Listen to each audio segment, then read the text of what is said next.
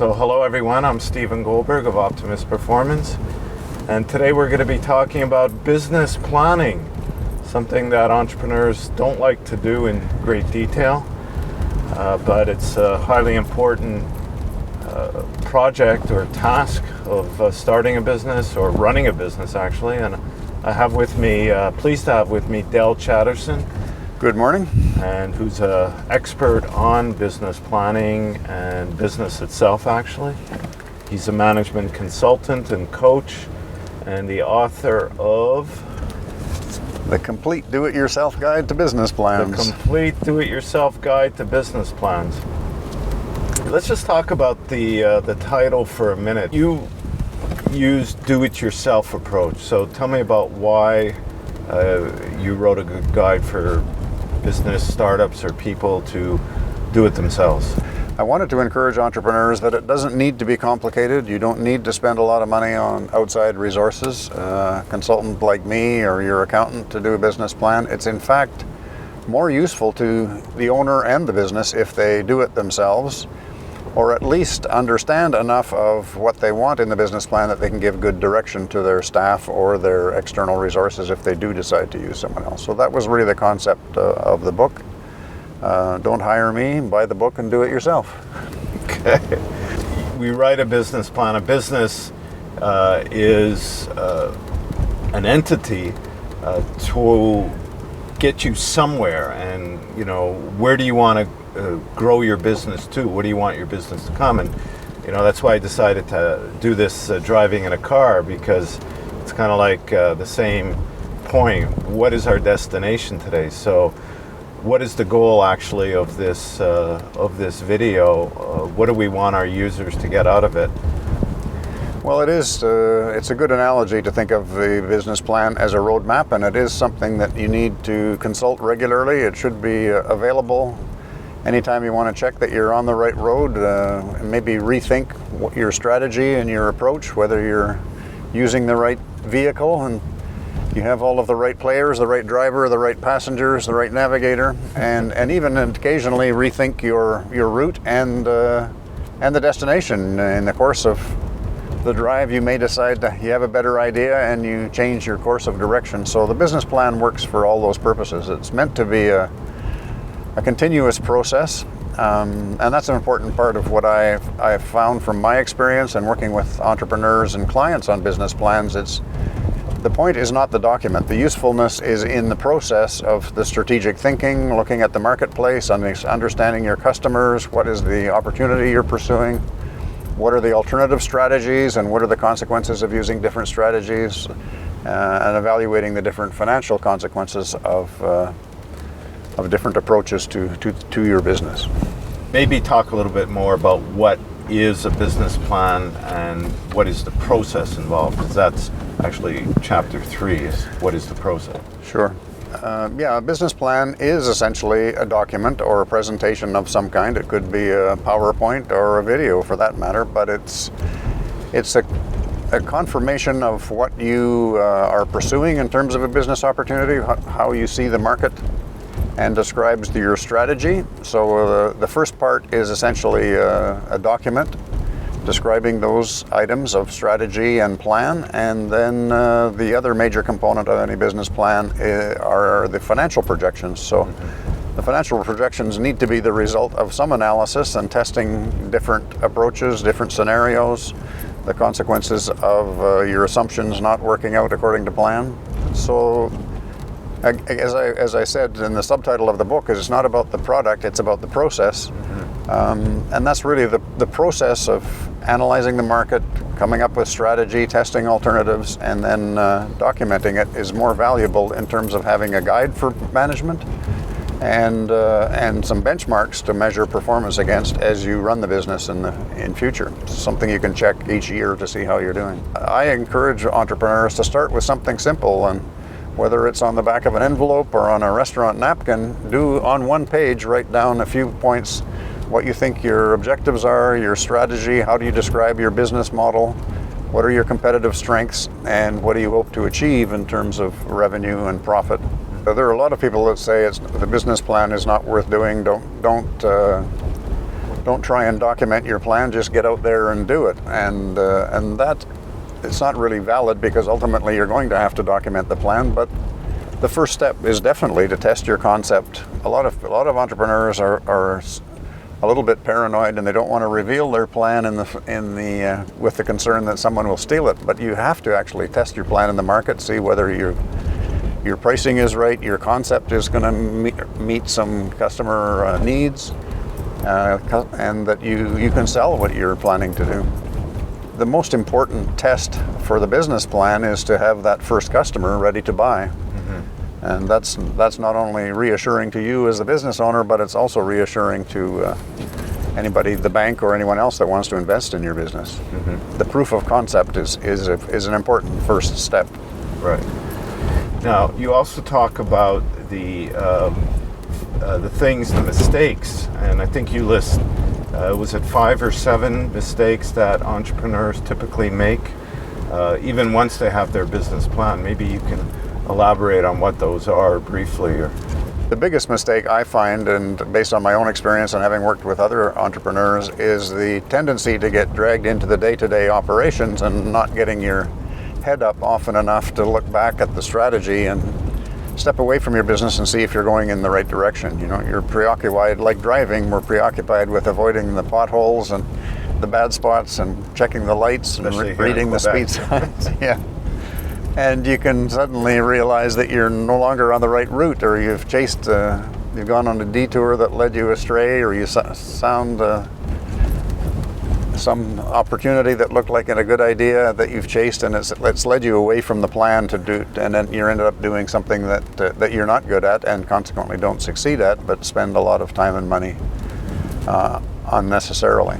Right. So those are common mistakes. I think in the business planning process, the biggest mistake is getting preoccupied with filling in the blanks from some template or from what the bank told you to do, and not really thinking about, you know, if you sort of invent facts and analysis and justification in order to complete the plan without really thinking about the strategy that will work for you. Mm-hmm. And the testing is not only testing in the marketplace, but testing the numbers. If you sell this many at this price with these costs, can you make money at it after you buy equipment or invest in facilities and staffing and so on? So that's kind of the process, testing different business models, different pricing strategies, different marketing plans, different operating plans. All that's the most valuable part of the business planning process is understanding the market very well and then testing some different ways to approach the market with what it is you're planning to do. Today, businesses need to innovate much more frequently. They need to modify or change, improve their products and services because of global competition. The pace of change has accelerated. So how does a business plan, and I guess that's a kind of a fatal mistake business people make, is they become too complacent and they don't go through that innovation process. How does a business plan, or how could it be living so that kind of propels entrepreneurs to continue to improve and innovate, and have also people participate in that? Yeah, well, that's a good point, and there's a couple of things to think about. One is that the business plan is meant to be a continuous document that you look at regularly and test that the assumptions are still good, and maybe that the competitors that you evaluated when you originally launched your business, they've faded away or they've gone in a different direction, and you now have to look at new competitors, which could be from offshore, they could be an internet or a web version, a little different way of delivering your product or service online. All of those things need continuous review and potentially revising the plan.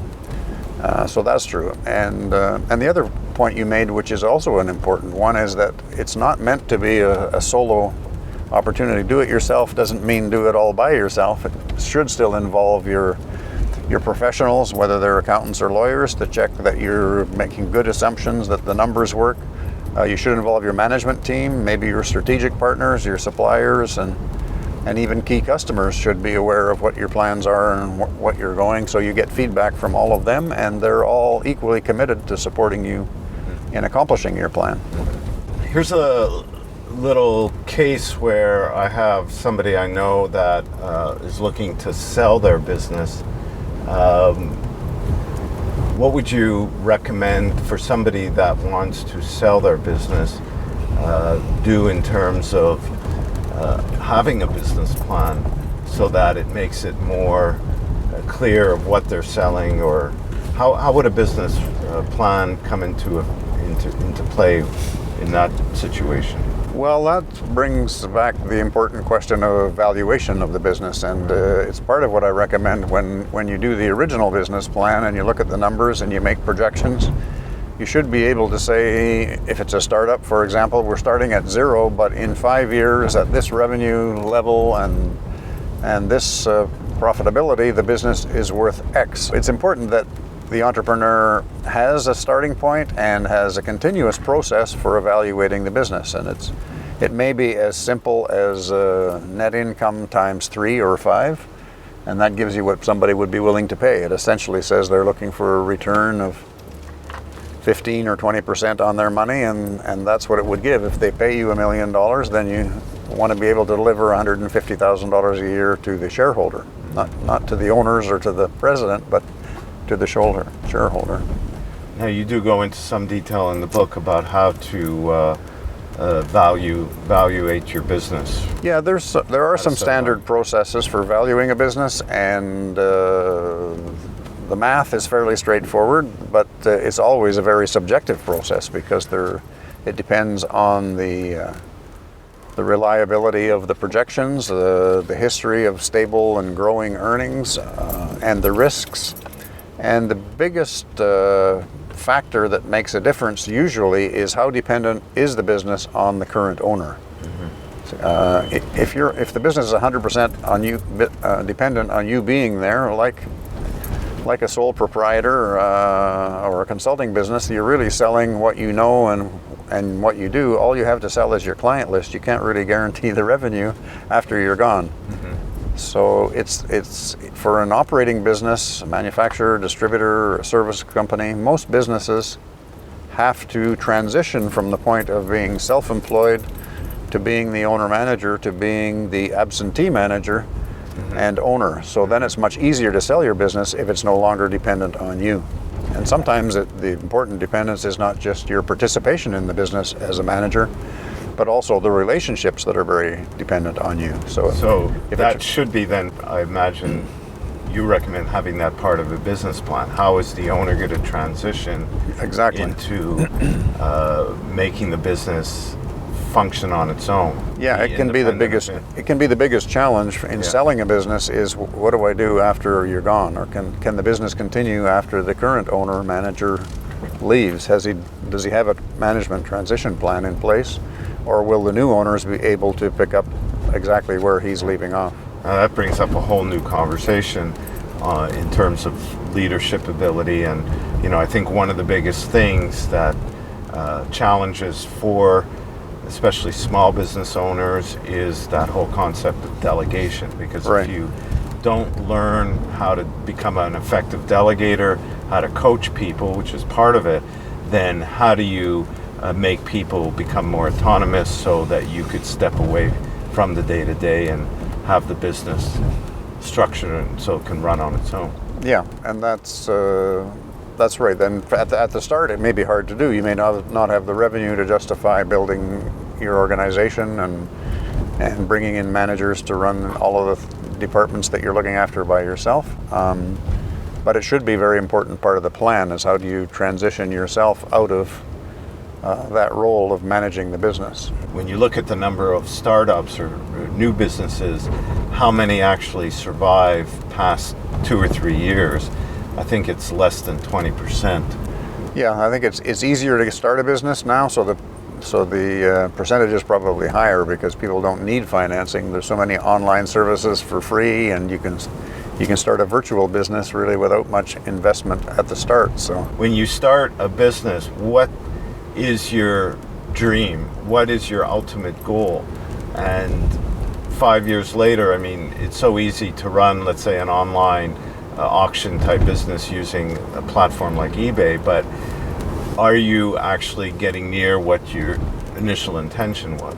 Yeah. No, if you don't even start with that initial intention, just like us driving this car today, how do we know when we reach our destination? Yeah, well, that's also an important starting point at the beginning of your business planning process, is to make sure that you reconcile your personal objectives with your business objectives. Right. Is this really what you want to be doing for the next 3, 5, or 10 years? Because it makes unusual demands on your time, maybe your skill set. There will be stresses and demands on knowledge and experience that you currently don't have. So you really need to make sure that your own personal goals are aligned with your business plan. And if you don't have all the things that are required to succeed, then you need to acquire a partner or management team or external resources that can do those things for you. Yeah, and that's actually your chapter 4 on your list that I wrote here. Check your personal objectives, and don't quit your day job yet. I read an article recently that Google was started part-time while the founders were in university. Even Bill Gates started his business part-time. So I think it's important not to quit your day job. Maybe you just want to, and it's maybe part of testing your concept. Yeah, it's well, that's right. It's part of the initial plan. Is one of the questions I ask is, what is your basic defensive interval? And most people say, what is my, I don't know what that means. Right. And the basic defensive interval is how long can you last without income? Right. So don't quit your day job until you have enough money set aside to run for 6 months or a year without paying yourself, because that's probably what's required. Otherwise you'll be out of business pretty quick. Yeah, and it just adds to the stress if you're worrying about making a living. Not only your stress, your family, if you have one. Exactly, yeah. Well, that's what I say. You need to check the 3 F's, the physical, financial, and the family obligations, and that they're all willing and able to support you in the process. Okay. Anything you want to add, that word of advice or some point that we didn't cover about your book and about the business planning process? No, I think the key point is to focus on the continuousness, that it's a continuous process, and that it needs to cover the elements of keeping in touch with the market continuously, getting feedback from the marketplace, your customers, and understanding what competitors are doing and where new competition may be coming from. Testing your strategy, reviewing, revising, making sure it's working, and having measurable benchmarks for performance in terms of that are relevant for your business, and that you keep raising the bar and accomplishing your objectives. So it's kind of a 3-step process to keep in touch with the market, review your strategy, and monitor and manage performance. I can't help but think of driving the car as an analogy, and your dashboard is your indicators of your speed, of where you're at in the journey, and so you need to have that plan of where you're going. Yeah, it's the first important management tool to manage your business, and it's one that should continue to be used as the business plan. Well, thanks, Del, for sharing your knowledge on business planning and I guess business management as well. And I hope people will check out your book. I'll put a link to where they could purchase the book, or to your website, and they could find the book there. Also, I guess it's published on Amazon. And yeah, it's available online or at your local bookstore.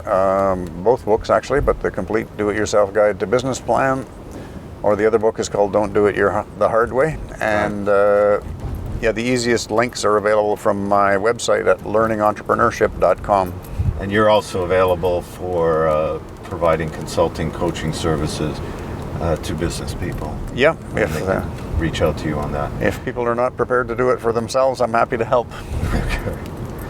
Great. Well, thanks again, and thank you. We'll continue our conversations on other subjects, hopefully in the near future. And very good. It's a pleasure, Stephen. Thank you. You're welcome. hope you find these tips useful. Here's some videos that are related that you can watch right now. Subscribe to our channel to get news of new videos as they come out. Thanks for listening, and talk again soon.